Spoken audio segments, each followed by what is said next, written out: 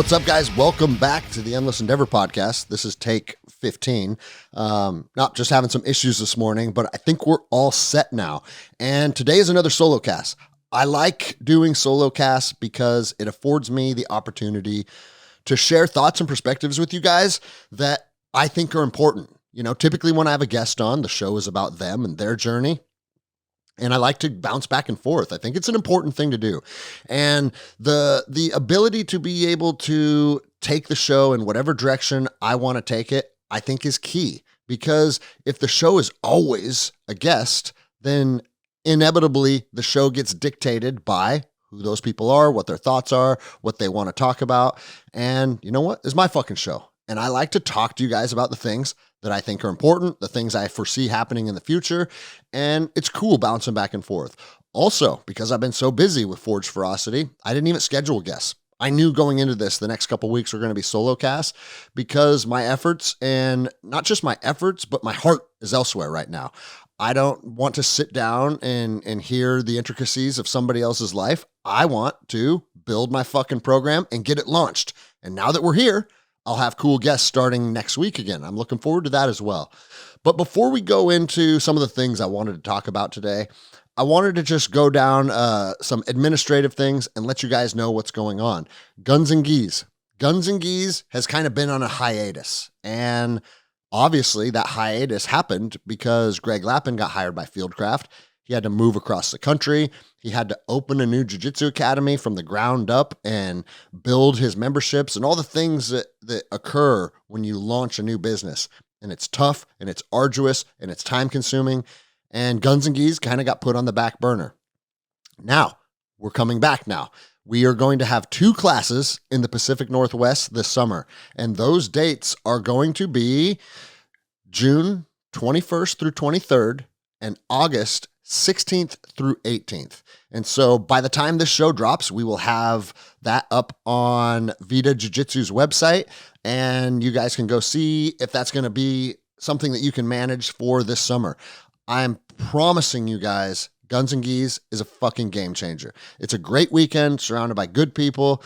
And, you know, I always tell people it's 3 days of grappling and shooting, and it's really not a grappling and shooting course. It's kind of morphed into its own entity where it's more of a personal excellence course. It's more of a course to surround yourself with people that are motivated to get out there and train and challenge themselves. The training's the training, right? And it's good training. Don't get me wrong. Great jiu-jitsu, great instruction on the firearm range. But inevitably, what people leave here with is they feel reinvigorated to spend time challenging themselves and making themselves better. Because at the end of the day, that's what that course is about. Sure, we encompass shooting and fighting as kind of a catalyst to bring that out of people, but you could really be doing anything as long as it's something that's kind of difficult and hard and brings people together and puts them through a challenging weekend. And for those of you that aren't familiar with it, it's 3 days. We do firearms in the morning, and then we do jiu-jitsu in the afternoon. But more importantly than the jiu-jitsu and the firearm stuff is nightly we do dinner together, and we hang out. We build a big bonfire. You know, some people bring beers. You can smoke a joint. You can just relax, have fun, and get to know people. And a lot of people that have attended Guns and Geese have made lifelong friends, and it's very apparent. And so it's cool to see the program kind of getting reinvigorated because, you know, it's something that I think has a tremendous amount of value, and I want people to be able to experience it. We are looking at a mid to late spring date in Provo, Utah as well. But some logistics have to be taken care of before that becomes possible. So don't quote me on that, all right? But that's what we're looking to do. Also, it sounds like ammunition is for all the fucking rumor mill is pointing to ammunition becoming scarce this summer. And I don't think that's a scare tactic per se. I just think that some people see the writing on the wall and can understand what's going to lead to an ammo shortage. And so if you are interested in attending one of these courses, my advice would be go purchase ammunition right now. Put it in your closet, put it in your garage, forget about it, have it available. And I buy ammunition every month. It's part of my monthly budget. I buy 1,000 rounds of ammunition on the first of each month, and I'm just stockpiling it because you guys know I think we're going to be going through hard times before too long. But regardless if you want to stockpile it for the apocalypse or you want to get some good training in this summer, go ahead and pick up that ammunition sooner than later. And I think that won't be a decision that you regret. Buchecha seminar. Marcus Almeida Buchecha, my former professor, will be at Electric Jiu-Jitsu on April 20th, teaching a seminar, and it's limited. It's limited to, I think, 80 slots. So it's a decent amount, but I have no doubt they'll sell out. By the time this show drops, they may already be gone, and if they are, I apologize. But I'm super excited to bring him to the Pacific Northwest. He was my friend and my coach for years down in California. And when I moved up here, he did world champion things and was traveling all over and fighting all over the world. He's fighting for ONE FC now. And we've just never really connected since I moved from California outside of Instagram. And so super excited. I am fucking excited to show him what I have done up here in the Pacific Northwest and built my life around jiu-jitsu as he has done. Obviously, we did very different paths. He did it as an elite competitor, and I did it as someone that just excelled in building a community of people that wanted to share the mats together.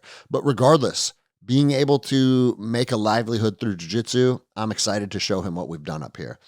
As far as my recovery goes, and the reason I want to talk about this is because this is my first, I would call it a major surgery. The hernia I didn't think it was going to be a major surgery. I thought I'd be in and out and be back on my feet before I knew it. But we're 3 months out now.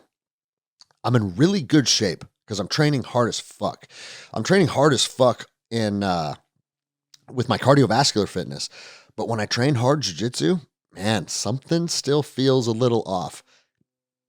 And I'm not sure exactly what's going on there, but you know what it's doing to me? It's starting to become what I would call a little bit of a mental block. And the reason that it's a little bit of a mental block is because there's something in the back of my mind that's like, bro, you ain't 100%. Certain angles, certain pressure, I feel like kind of a sharp pain. And the thing is, it's nothing serious. Like the pain is very manageable and it's not like, oh, fuck, dude, I got to stop. It's just, hey, basically the pain is telling me you ain't healed yet. And with that in the back of your mind, what I'm finding is it's impeding my ability to be able to roll like I normally roll. And on one hand, it's frustrating as fuck. But on the other hand, I just have to accept that healing from something like that is probably a slower process than I anticipated. But because of this, I'm finding a lot of my savage blue belts who, don't get me wrong, before surgery, they were savage.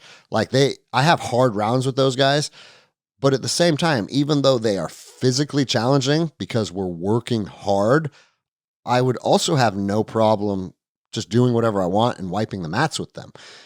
And now these guys, there's a handful of them that have given me tough nights.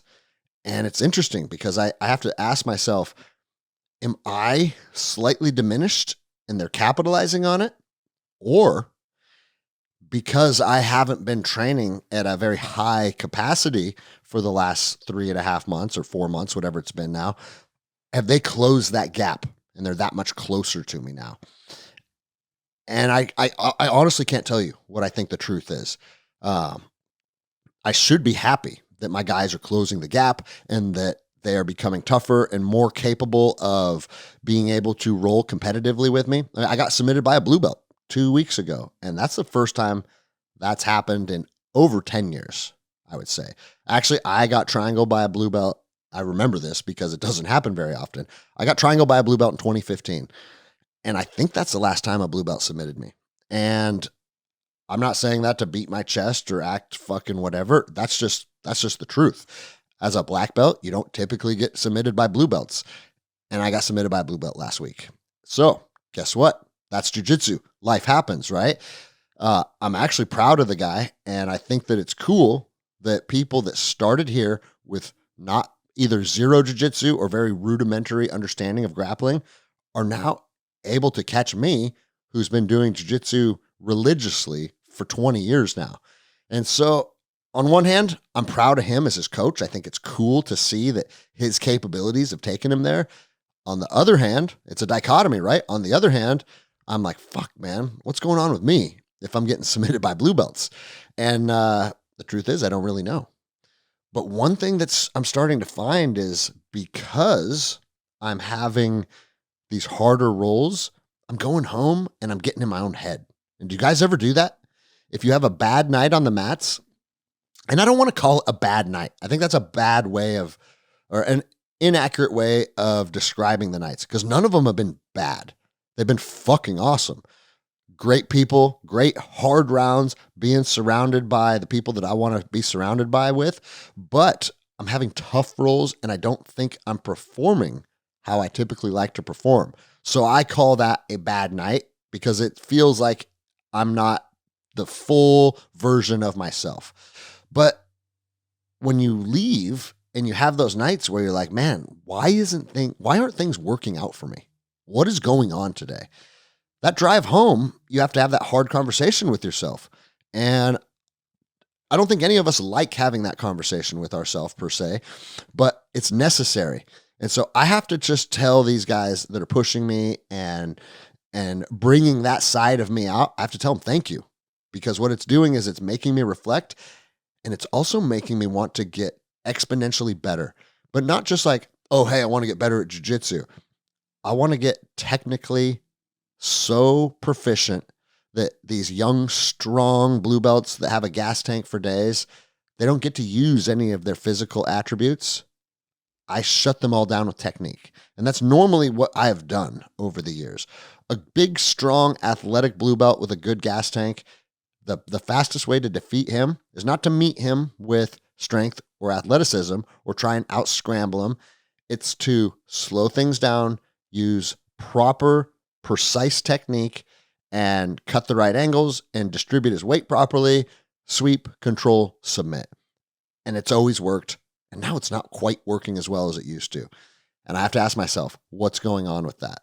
But the other side of it is, and I know this is just always the ebb and flow of jiu-jitsu, man, you have enough nights where you don't feel like you're firing on all cylinders. It starts to make you wonder, like, dude, is my fire for jiu-jitsu burning out a little bit?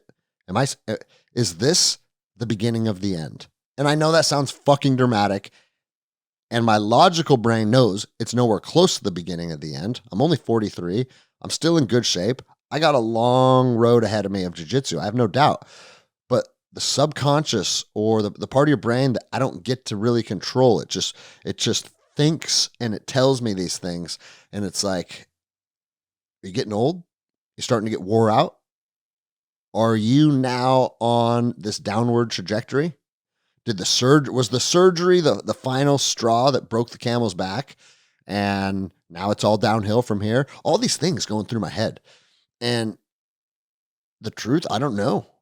I don't know if it's the beginning of the downward spiral, or if I got years of becoming a motherfucker again. You know, I have only been 43 one time, so it's hard for me to compare. But I think it's important to just have those honest conversations with yourself, and then do what we do and show up and hit the mats and let jiu-jitsu take you where it takes you. But the other thing is, it's like, fuck, man, I've only been back, I don't know, 3 weeks now. I've already got kneed in the face. I already got my shoulder tweaked.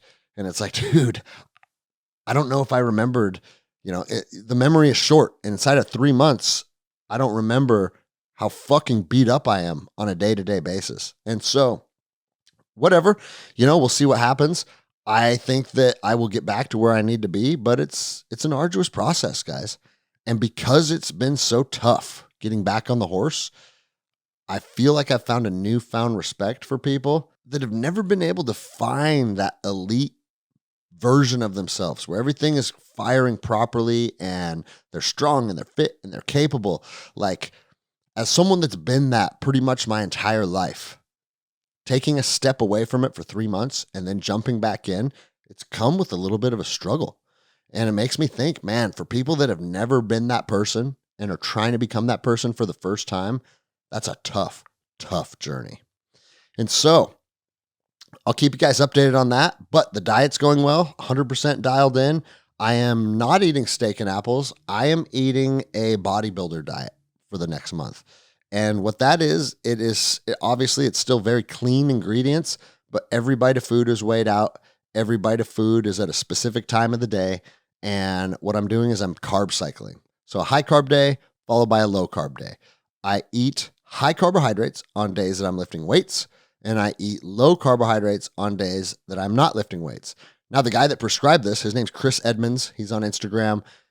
He's a cool guy. And if you're looking for a coach, someone that can really dial in your body composition, he's definitely the guy. But one thing I'll say about a bodybuilder coach is they don't understand jiu-jitsu. And so he would be like, hey, what days of the week are you going to be training jiu-jitsu? And I always say Monday, Wednesday, Friday. And so he's like, okay, maybe on those days, you don't lift. Let's not lift every day we do jiu-jitsu. And those can be low carb days. And I'm here to tell you, jiu-jitsu is not a low carbohydrate activity. Jiu-jitsu is fucking harder than lifting weights and requires more glycogen and requires more energy. And so, man, sometimes I'm doing jiu-jitsu, I just feel like dog shit. And maybe it's just because of the diet more than anything. But I'll say this, guys. It's been fascinating for me to find that when you eat carbohydrates, you're going to be shocked to hear this, my workouts are exponentially better. And as someone that's been a proponent of carnivore, I think there's a lot of good aspects of carnivore. I think you can lose a lot of weight if you have a lot of extra weight, you're carrying around a lot of extra weight in the form of body fat. I think keto or carnivore is a great option to really quickly and effectively lose a lot of that body weight, because what it does is it changes your metabolism to being in ketosis, where you can use fat as a primary fuel source. And I'm telling you guys, it just melts body fat. And that's cool if that's the goal. But from a performance standpoint, and guys, I know there's ultra runners that are carnivore and everybody's different. I can only go off of what my body does. And I have the data to support this now because I've been doing the same workout each day, and I can measure my heart rate. And then I can also measure just how I'm performing, how I feel, how gassed am I, how do my legs feel.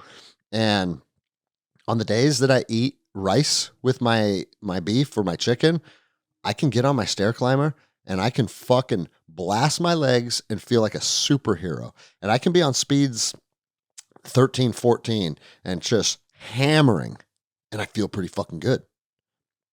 And then on days that I eat no carbohydrates, I hit that thing on speed 8 and my legs feel heavy. They feel like there's kettlebells strapped to them, and I'm fucking gasping for air, and the lactic acid builds up, and I just feel like dog shit. And this has been consistent for literally a month now. So I have to understand that there's validity to that. My body likes having carbohydrates when I'm training in any type of high intensity exercise. But again, guys, carb cycling is not about performance. It's about body composition. So I understand going into this, I am simply going to endure the pain of feeling weak and almost like malnourished at times. But it's because the end goal is stripping myself of all my body fat. And that is something I'm an advocate of doing at least once or 2 times a year. I've said it a lot on the show, guys, but if you just annually gain a half pound of body fat, what you're going to find is in 20 years, you're carrying a bunch of extra body fat around that you don't need to be carrying. And let's be honest, people aren't gaining a half a pound a year. People are probably gaining 5 pounds a year. All right. So if you're gaining 5 pounds a year, and in 10 years, you're going to be morbidly obese. And that is why I'm a proponent of really resetting your body down to base level a couple times a year. And it's not enjoyable. It doesn't feel good. You're going to be hungry a lot. But guess what? Welcome to fucking life. Welcome to using your fucking discipline to become who you want to be. And there's no way around that. And so I'm in that process right now. I want to get lean as fuck. And then we'll see where I go from there. Today's episode, we're 20 minutes in, and now we're just getting into what today's episode.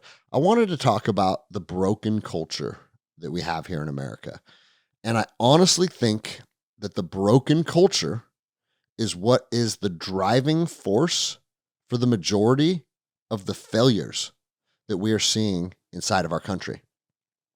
The broken culture is really responsible for all of the madness, the mass shootings, all the fucking weird trans shit that we're pushing down all these kids' throats, uh, how all the youth are behaving at schools. I don't know if you guys follow Tom DeBlass, but he posts videos of like school kids getting in fights and shit all the time. And don't get me wrong, guys, I got in fights a lot when I was a little kid, but we'd get in fights and then that would be the end of it. Now they're smashing each other's heads in with bricks, and a little girl just died last week. And it's just like, man, what the fuck?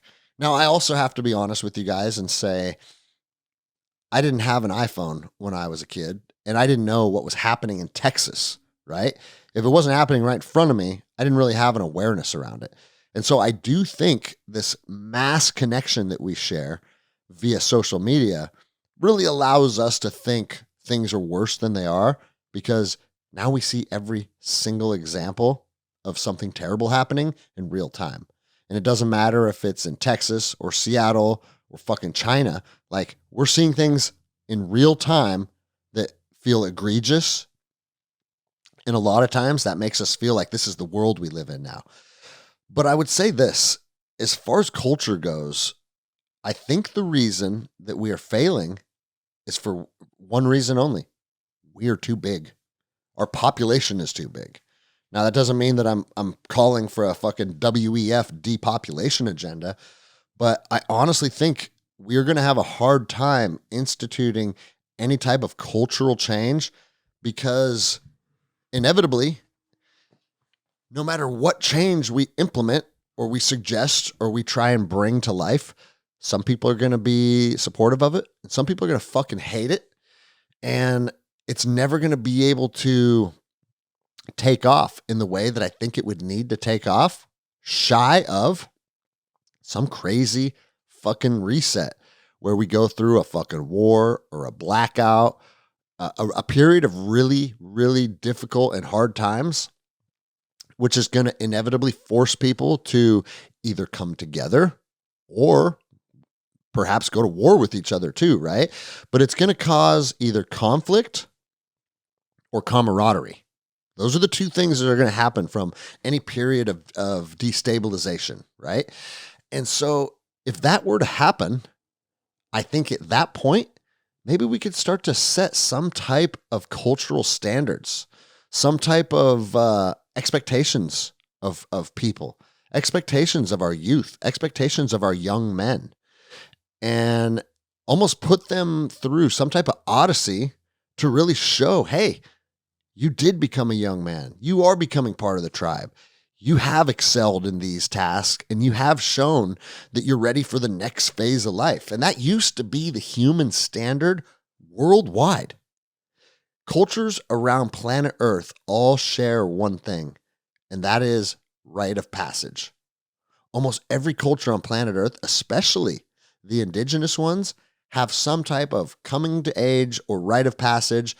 And it's both for men and it's for women. But those things are typically very different. And I think we seek that as young men. I think people want to be challenged and people want to show their merit. They want to show their grit. They want to show their toughness. And we don't really afford people the opportunity to do that anymore. Where are they doing that at? You know, I sought my own rite of passage through the U.S. military. I'm going to go fucking sign up and do this hard shit with a bunch of dudes that I think are pretty cool. And I'm going to basically join a gang. I mean, let's be honest. 2nd Ranger Battalion is a gang. It's a gang of young men that are fit and wild and highly capable of violence. And the only reason that it's not called a gang is because it's sanctioned by the U.S. government. And they want us to be those people, and they support it.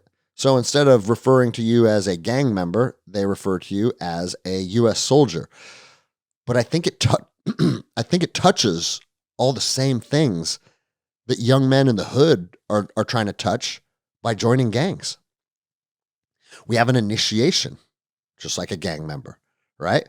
It's not blood in, blood out. We don't have to get the shit beat out of us per se, but we do go through a selection process, which is hard as fuck.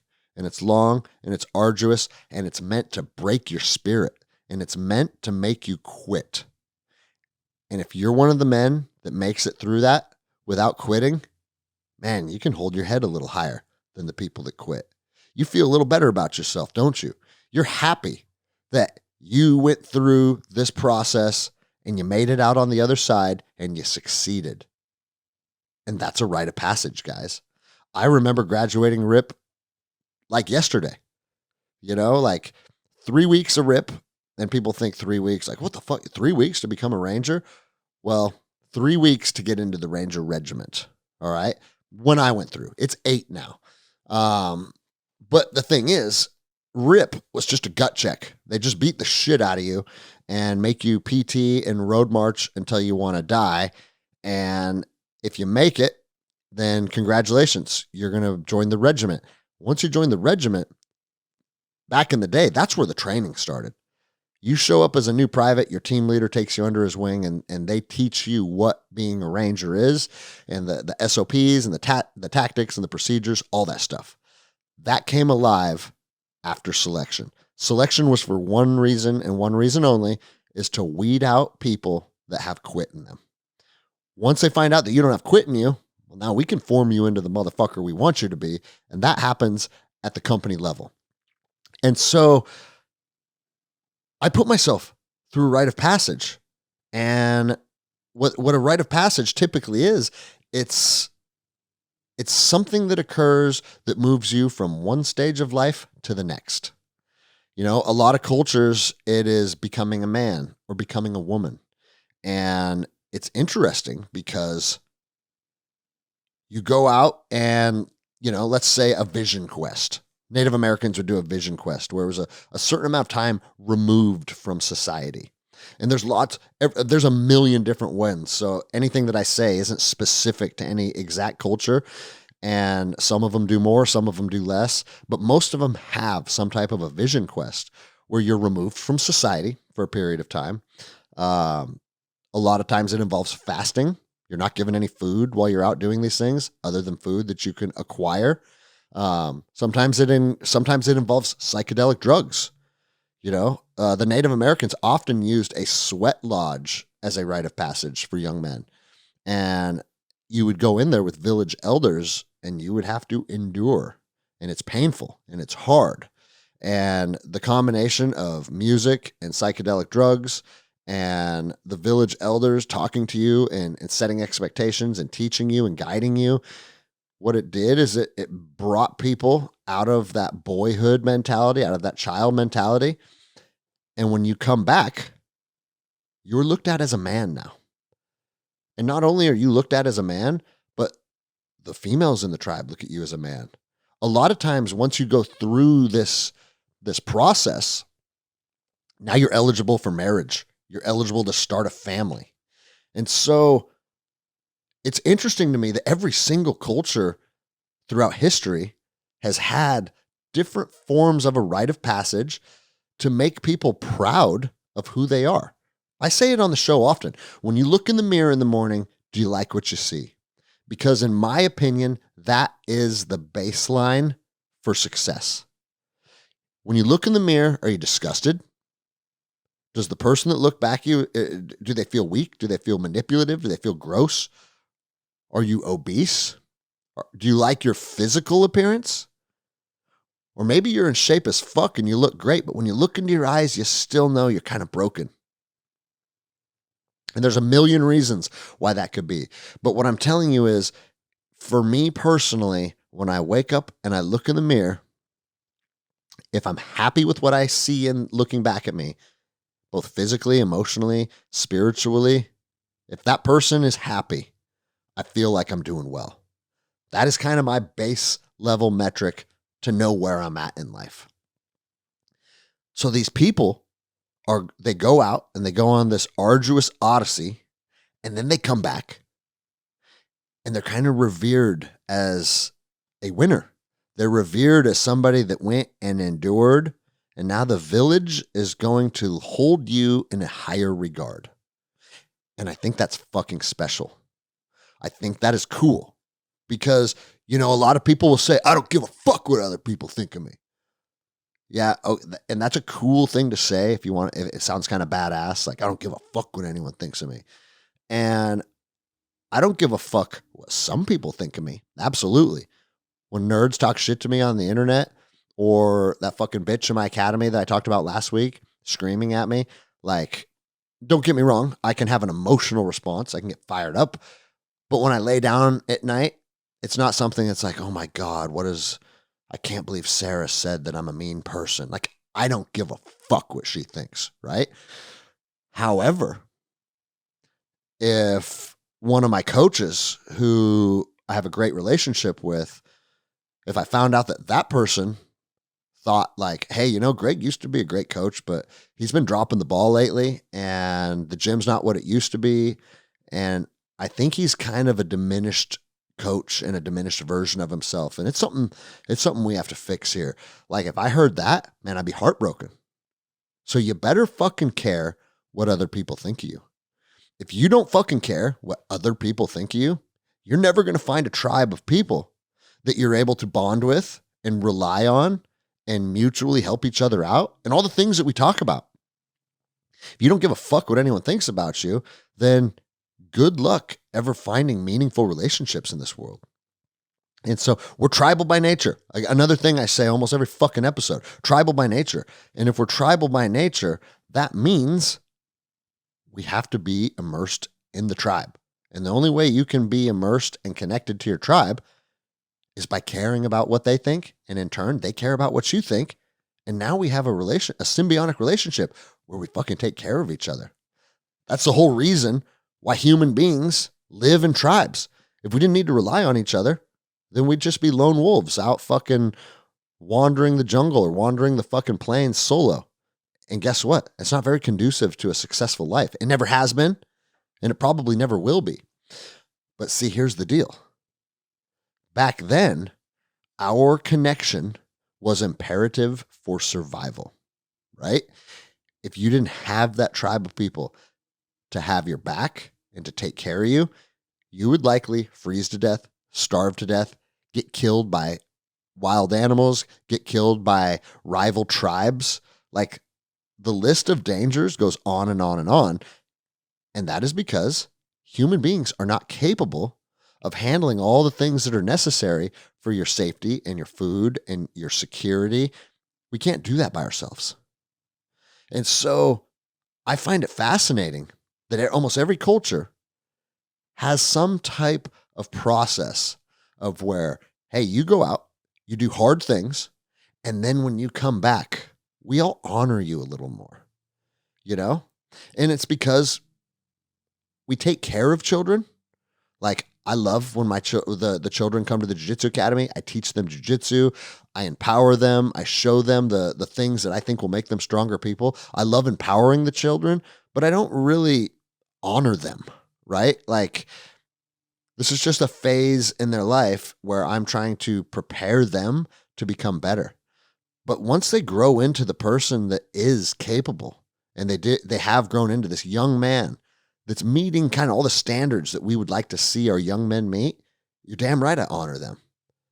And it made me think, reading Wrath of the Wendigo is kind of what started this, because to join the Wolf Lodge, if you guys haven't read that yet, go read that book. It's fucking fascinating. But what they would do is they would put them through this arduous test to make sure you're ready to be a member of their team.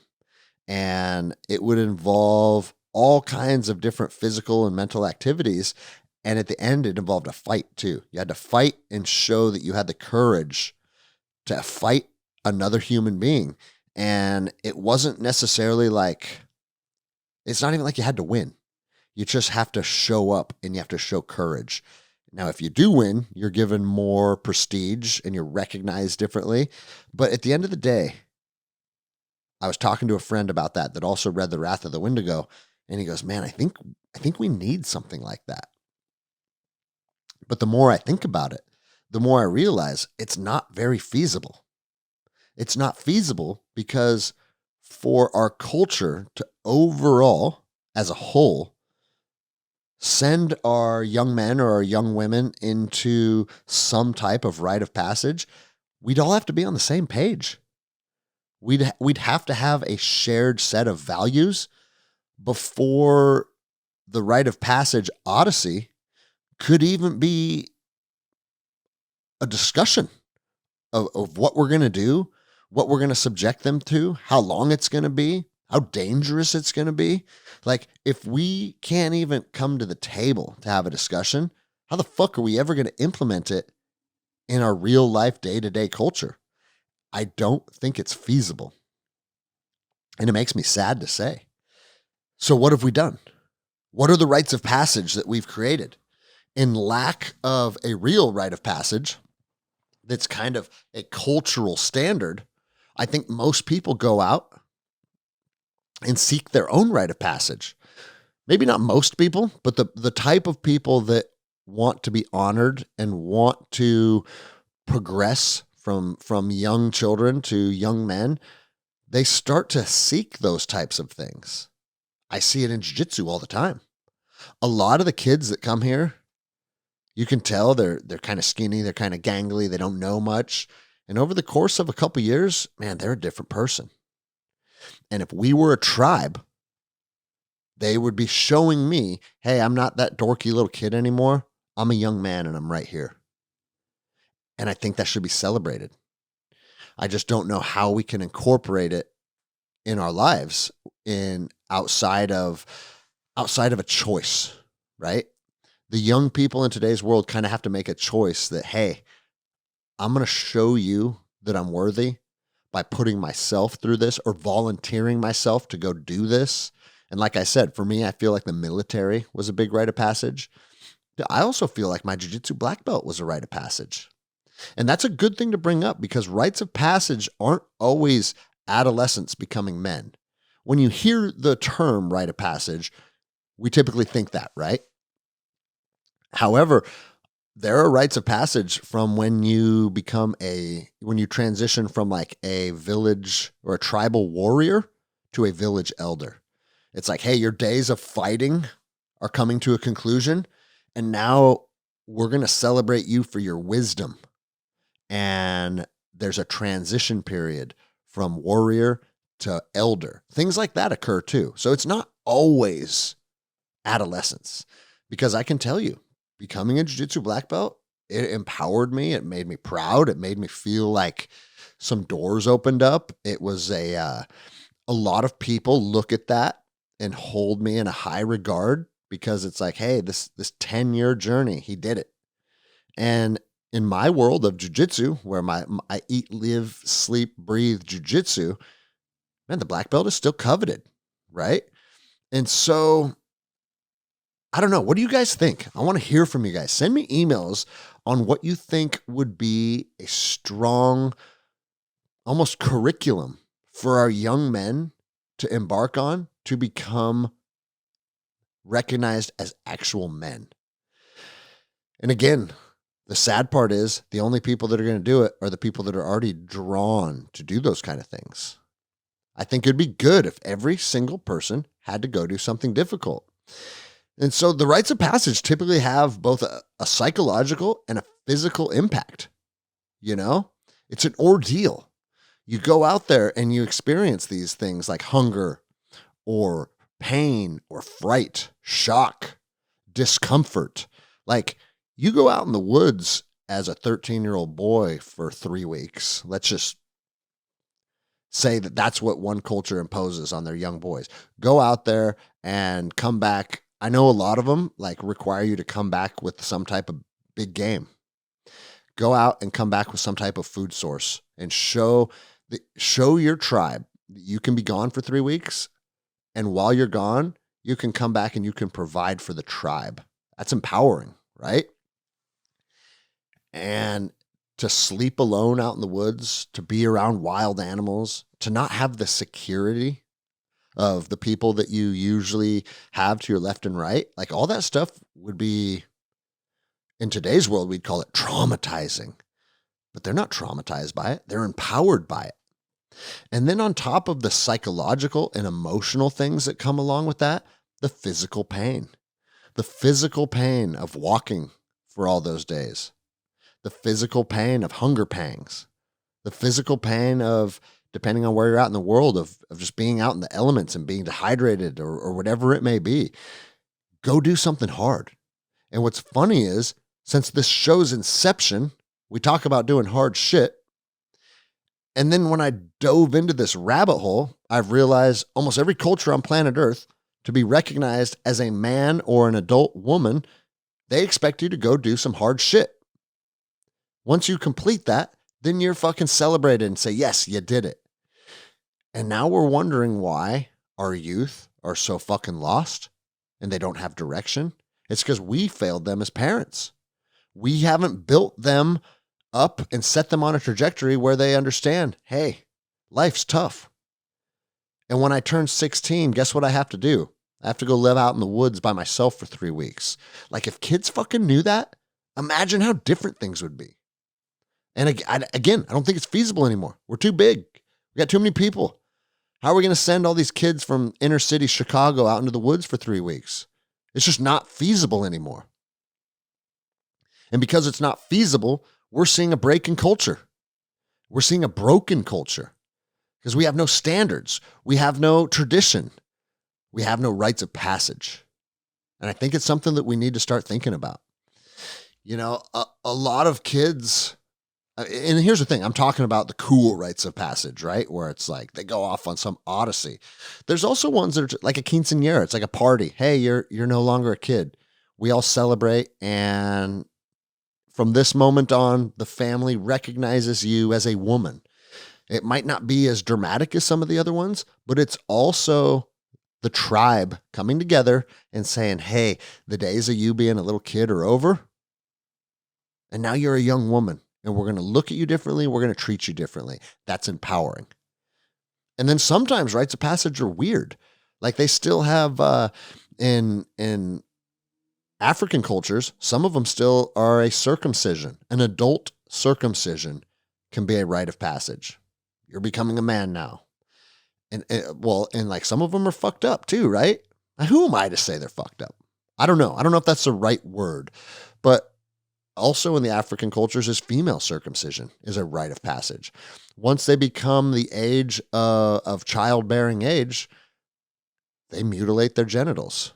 You know what? I'm going to stand behind that and say that's fucked up because in my opinion, it's fucked up. That's not something that we should be fucking doing to young girls. And I'm not going to fucking sit here and not say that I think it's fucked up.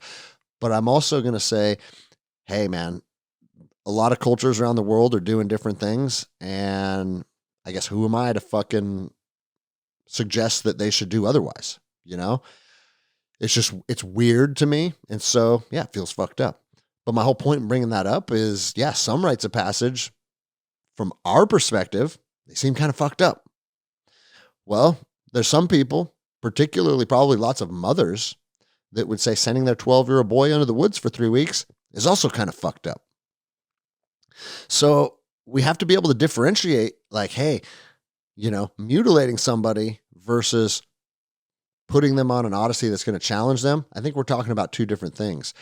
But the point remains, most cultures have something. Some cultures in Africa, this is a weird one, make you eat. They call them fattening rooms. And they make the girls eat and eat and eat and eat for like 6 months. And they lay in bed and then they eat. And they lay in bed and then they eat. And in the fattening rooms, guess what happens? They become fat. Well, in certain African cultures, obesity is considered beautiful because it suggests wealth and power.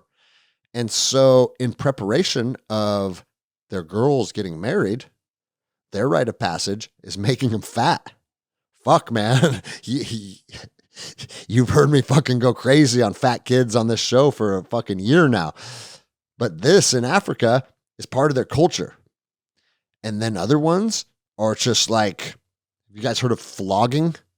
It's just basically getting beaten with a stick.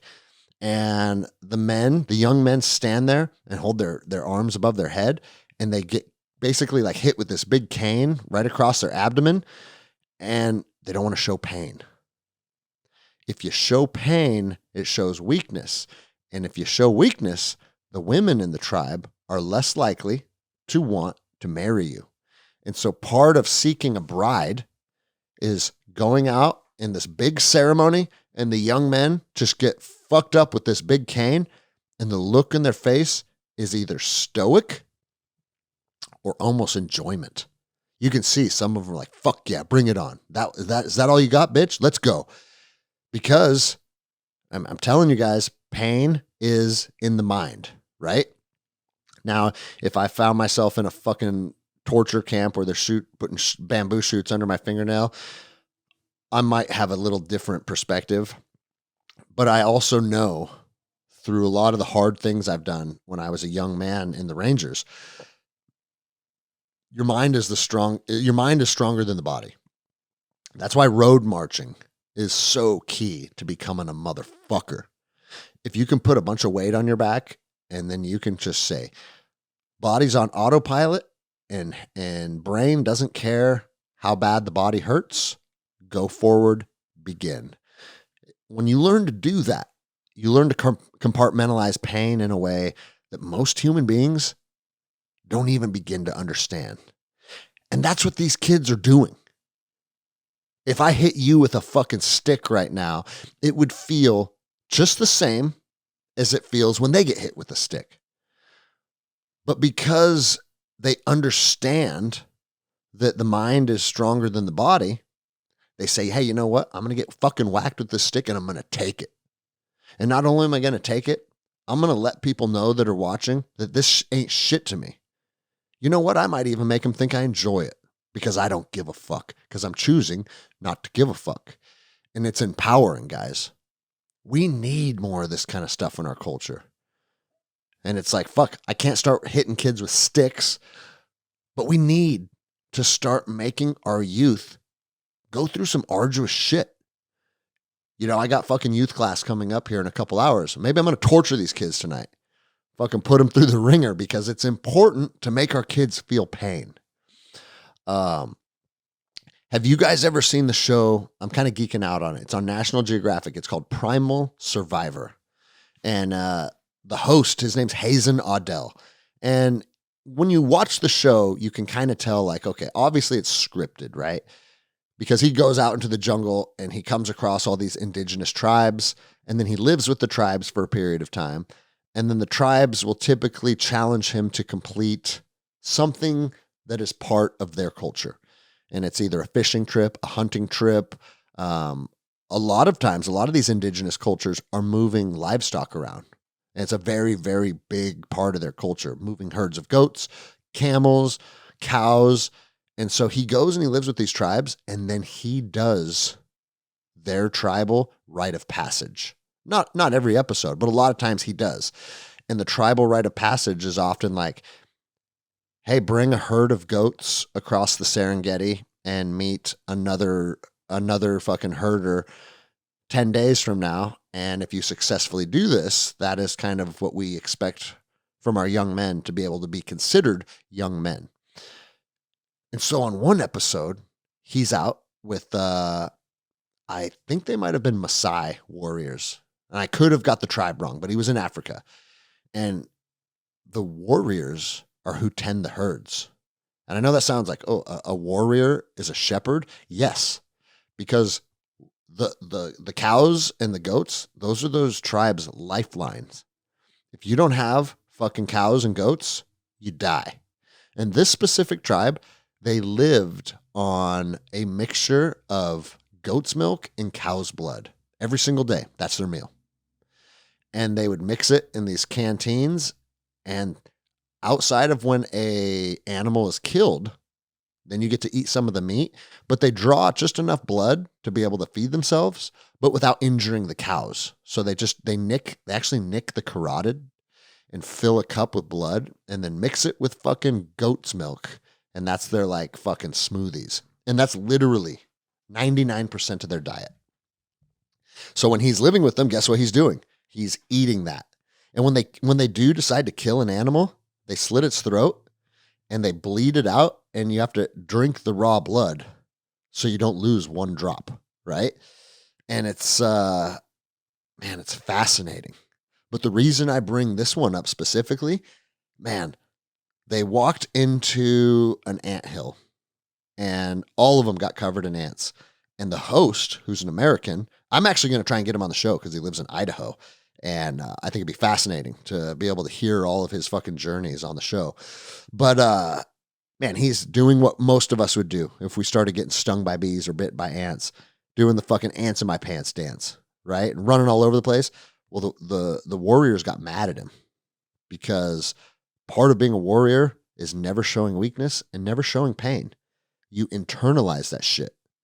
And man, the camera zoomed in on the guys, the Africans. There's ants all over them too. And I'm not going to say they didn't give a fuck, but for all intents and purposes, their demeanors said, I don't give a fuck. There's ants on me. I'm getting bit. And I'm not going to show weakness for 1 second.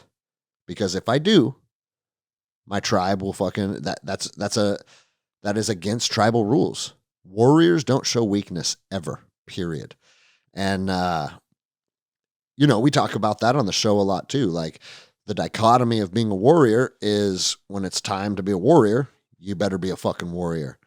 But when it's not time, then you can show your vulnerabilities and you can love and you can do the things that I think are lost in the American warrior culture.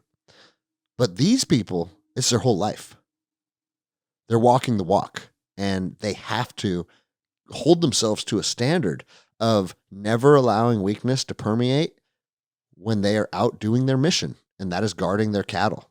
Because if I get weak while I'm guarding the cattle and I allow a lion to come in here and kill some of them, people in my village are going to starve to death. So it's instant, real life repercussions that are going to affect people that you have to look at in the eye. If that's not empowering, I don't fucking know what is. Yeah. And then some of them are just kind of silly rites of passage too. Like, can you jump over a cow? Like some of the villagers were saying, yeah, once you can jump over a cow, or they were putting like 3 or 4 cows together. So think about that. I mean, these fucking dudes can jump. Everybody's seen the Maasai warriors jumping as part of their dancing. And I think their feet are about 4 feet off the fucking ground, but they can jump. But if you can jump 3 cows, man, you're no longer a kid. If you can jump 3 cows, you're a fucking man. And, as I sit here and say that, sounds kind of silly, but is it? I don't know many kids that can jump over 3 cows. So if you get to that point, hey, you know what? You're a fucking man now. But regardless, it's important and it's lost on us. Sparta had one of the biggest rites of passage of any ancient civilization. I think kids went to the Agoge at 7 or 8? They were young. They would leave their families and they would go into military training, and with the specific understanding that this is where they are going to learn discipline, endurance, camaraderie, brotherhood. They would go through hunger and hardships and crucibles. And the idea of all of this training was to teach them how to be selfless, to teach them that the Agoge, that the people that they're serving with, that is better, or I shouldn't say better, it's bigger than any one of them. And what they're a part of is more important than any one of them. And that's something that was preached to me in the Ranger Regiment, and it's a value that I still think has a lot of validity. Maybe not for the military, because our military, in my opinion, has been compromised. The leaders are corrupt, and the military now works for a bunch of corrupt motherfuckers. But in its core of who we are and what we were doing, you have to believe that the unit is more important than any single individual. And what that does is that empowers the unit. It empowers the team. That empowers the tribe, right? And so I think that's an important value to hold. And, in the Agoge, these kids, they would have to do all kinds of different crucibles to teach them these lessons. And you're going to be shocked to hear this, but they had to do physical exercise, and they had to do wrestling and boxing and running. Those are like the top ones for the Spartan Agoge, like wrestling, boxing, running, working out. See, same shit, different century. That is exactly what we need to be fucking doing with our kids in these days to build them up and make them capable and grow them into strong people. But it's without a cultural standard that we can all lean in on together and say, hey, you know what? When our boys turn 10, they have to do this. And then we all agree to something as men and women, and we agree that, you know what? This isn't going to be comfortable, and my kids aren't going to like this, but I'm not going to sit back and protect them from growing into a man. I'm not going to sit back and nerf everything and try and keep them safe and try and keep them happy, because what does that do? You know what that does. What that does is it creates downtown Seattle. It creates downtown Portland. It creates downtown San Francisco. We have to start challenging our youth. And one thing that comes with challenge is an understanding that not everything's fair, that we're not all equal, that this guy outperforms me, yet I outperform this guy, establishes a pecking order, lets you know where you're at. It shows everybody in the tribe your strengths and your weaknesses. Now, people think that's embarrassing. That's not embarrassing at all. When you know your tribe's strengths and weaknesses, that allows you tactical advantages. Who's our fastest guy? Who's our strongest guy? Who's our smartest guy? Who's our toughest guy? All those things should be known. It's empowering to everybody to know that. But we don't want to do any of that stuff anymore with our kids. And we are seeing firsthand, we are witnessing firsthand what that's doing to society. We have sought our own crucibles and our own rites of passage as young men that are drawn to that kind of stuff. And I know a lot of us, through sports, through military, through martial arts, and even some of us that went the criminal route, we forged those rites of passage, we forged those crucibles, and we grew into who we grew into by doing these tough things.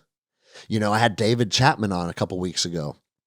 That was one of the best podcasts I ever done. And his crucible was being raised and forged inside of a fucking methamphetamine-ridden world with crime and violence. That was his crucible, and it forged him into someone that's pretty fucking incredible, right?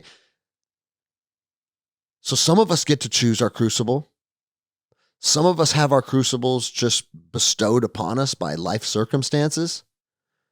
But I think in an ideal setting, the mother and the father can pick when and how and what that crucible looks like. Help your children start to prepare for it and grow into that. Have them excited to go out there and challenge themselves. And then when they succeed, man, we shower them with praise and pride and let them know, man, they fucking accomplished something. And that's important. It's important to know that. But when these people go out here and they do these hard things, at the end of the day, what we are celebrating is the collective above the individual.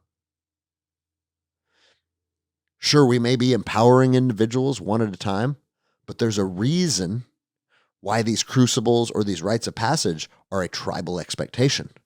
They're a tribal expectation because the tribe understands that for the collective to be capable, for the collective to be secure, we need each individual willing to step up, do their part, and be who they're supposed to be. We have to be willing to do that to our youth. We have to be willing to empower them and put them through these things if we have any fucking hope for our country.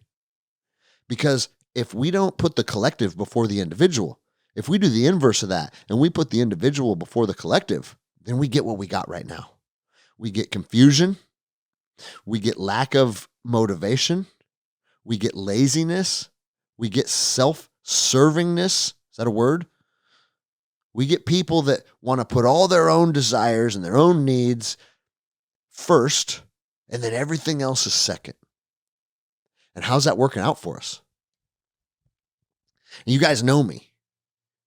I'm not saying that you can't do things that are self-serving or build the strongest life for you or amass wealth or accomplish your goals. All those things are good. All those things are fucking radical. It's what we do here. It's a big part of what we talk about on the show. But if you're not doing all those things simultaneously, being part of a community that you're empowering, that you're making stronger, that you're showing these people, hey, I have your fucking back, will you have mine? Like, that is where the magic happens. And you know what's interesting is us in the Western world talking into this $700 mic, looking at my fucking MacBook Pro and recording this on my Rodecaster that's going to go out to fucking thousands of people. We think, you know what, those Aborigines that live out in the fucking Australian desert, those people are primitive as fuck, dude. And I think we subconsciously attach almost like a negative connotation to that. Like, oh, those are fucking like primitive fucking people, right? No, they're not primitive people. They're probably, they have more understanding of what it means to be a human being than we do. Their truths are realer than our truths. Their SOPs and their procedures and the way in which they conduct themselves, the way they manage themselves, if they don't do what they're doing, they will fail. They're not afforded the luxury to fuck off and be lazy and get fat and get addicted to drugs. And most importantly, put the individual above the collective. It's always the inverse of that. It's always the collective above the individual. And the societies that put the collective above the individual, they seem to have shit figured out, don't they? But nope, that's not who we are anymore. I'm happy to tell you guys that the local school district here in Lake Stevens denied litter boxes in the students' class or in the student bathrooms this year. Everybody's heard that story that I identify as a dog or I identify as a cat, and now the schools bend over backwards. Well, our school district said, fuck you. Thank God. I think the woke bullshit is starting to wane a little bit. Pendulum's starting to swing back, right? But my point in bringing that up, we don't have to go off on all the bullshit right now, but the point in bringing that up is all these motherfuckers think that the individual dictates the collective. You can be an individual. You can be you. You can pursue your goals. You can do the things that bring you joy, but not at the expense of other people and not when it becomes necessary for other people to change their way of life so you can do your weird shit. It's not how it ever works. And these tribal people laugh at that kind of stuff. You know, I've talked about it on the show before, that documentary, What is a Woman? When they talk to tribal people about this stuff, it's very clear. There is no gray area. There is no fucking confusion. There is no bullshit. So, dude, I know that I've said it a lot on the show that I think we're going into hard times. I think we are going to experience probably the grid going down. If I had to guess, if I had to be Nostradamus, pull out my crystal ball and look into the future. But that's why I'm excited for it. Because I think it's necessary. Without something that shows people firsthand what facing adversity feels like, what facing adversity makes you endure, the things you have to prioritize, the way you have to treat people, the way you have to interject yourself into the tribe. If you don't do it, you ain't going to last very long. And all these people think like, oh, you know, oh, I'm a cat today. Yeah. Hey, you ain't a fucking cat when you're starving to death. I promise you. I fucking promise you that when the grid goes down and the supply chain comes to a screeching halt and you haven't had food in 9 days, that you don't think you're a fucking cat. And unfortunately, I think that's what it's going to take. I think that's what it's going to take before people realign their priorities and realize what's important being part of society, who's important being part of society, how we celebrate ourselves, how we celebrate others, and how we interject ourselves into the collective with the understanding that the collective success means all of our success. It doesn't sound like a very difficult concept to be able to conceptualize, but it's fucking lost on most people. And until we arrive at a point where it is literally a matter of life or death, I don't see it changing. I don't know how it can change. So that is what we're going to see at some point in the future. Because guys, it's the Mouse Utopia study, right? Go look that up. We are encroaching on not only a population, but just a lifestyle and a culture it's circling the drain right now. It's been unsustainable for 30 years. It's far past being an unsustainable model, and it's circling the drain. And it's only a matter of fucking time before you get sucked into that drain, and then you better fucking figure out how to restart, rebuild, and fucking basically learn humanity all over again from the ground up. I think we're going to see that in our lifetime. I think we're going to. And I think it's a fucking gift. That's the truth. You know, I just saw someone share that I don't know where that data came from, but they say 1 year of a blackout would cause 90% fatality in Americans. And hey, maybe, and it's fucking dark, right? Like, I don't want to see 90% of the people I know die. But the other side of that coin is, if you can't live out in the woods for a year, what have you been doing your whole life? Do you deserve to be here? Do you deserve to reproduce? Do you deserve to be a fucking man in this society when you're a 35-year-old man and you're morbidly obese and you don't know how to shoot, hunt, fight, provide for fucking anybody, anything? The only thing you've ever done is a fucking IT tech job. And now because your iPhone doesn't work, you starve to death. I'm sorry. I'm going to have a hard time having compassion for that. And that's just the truth. If you've allowed yourself to become someone that's going to fucking starve to death because your television and your lights don't turn on anymore, that's on you. And not only is it on you, but I think it's the only way of straightening this mess out. And here's the saddest part. I think it's going to happen by design from these corrupt motherfuckers. So you want to talk about a fucking a conundrum, right? It's like, I want this to happen. I think it's necessary for it to happen. But the people that are going to pull the fucking plug are the enemy of you, and they're the enemy of me. And it's coming. I think they're going to do it. And then I think we're going to have to figure out how to rebuild on our own. And I'll leave you guys with this, because if you're not excited for that, I think you need to change your way of thinking. My fucking grandfather went to the same roofing factory and cut wooden shingles for fucking, like, mass produced wooden shingles in the same factory day in and day out for 65 fucking years. Then he retired and watched The Price is Right from his fucking living room chair for another 10 years. And then he died in his sleep. And I have a ton of respect for that man. He was hardworking. He was a great grandfather to me. Not a great grandfather, a good grandfather to me is what I mean by that. And I have nothing negative to say about him other than that's not the life for me, man. I want to live through more wild times. I want to live through some fucking savage moments. I want to see the destabilization of society, and I want to see the rebirth of the American people that's forged through hardship and fucking enduring. And I think we're going to see it in our lifetimes.